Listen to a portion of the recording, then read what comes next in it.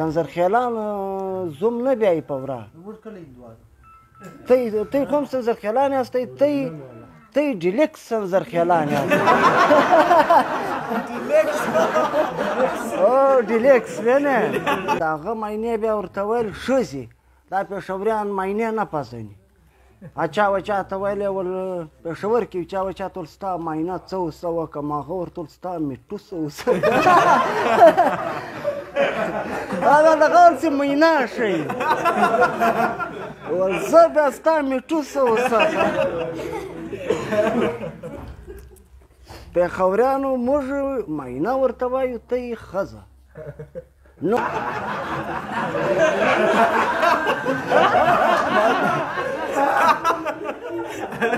مطلب تاوان یې کاوی یاره ښکنځا بې له ټوکو نه باسو بیا هېڅ معنا نه لري دارنګه یوه د کې خلاص یې ګران کتونکي خپله ګرد سره کوي پر موږ یې بندي کړي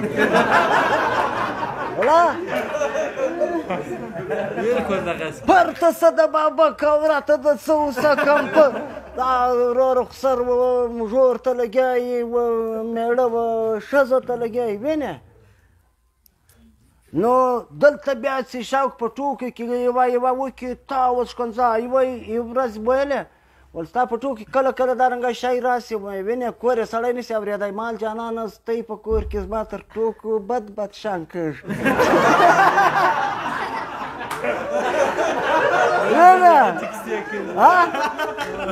بیا به کوو شام به کوو مړه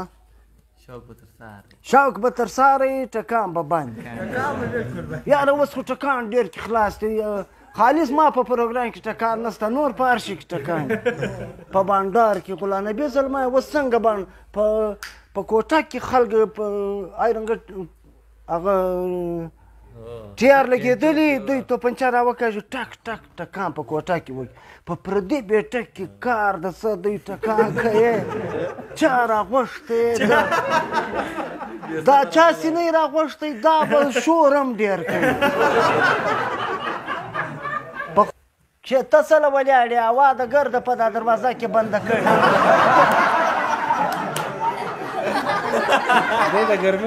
او یاره ته له موږ هوا مه بندوه کړي دي یوه ورځ مسخیار ویل ستا ښځه ستا څه اوسه ستا دا ستا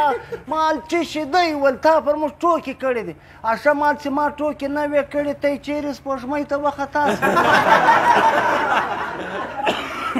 که نه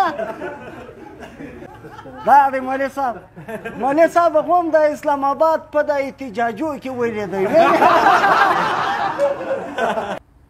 دوی ویلې یو سړی ناجوړه سوی بیا کدو ور فرمایلی 40 شپې به دا کدو خورې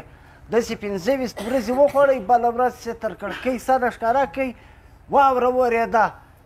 نو ول وره خدای د ډېره ووره ښځې پر غږ کې ولې خلک په غرقېده ول مه یې ښایه ول چې له کدو مرم له واورې د مړ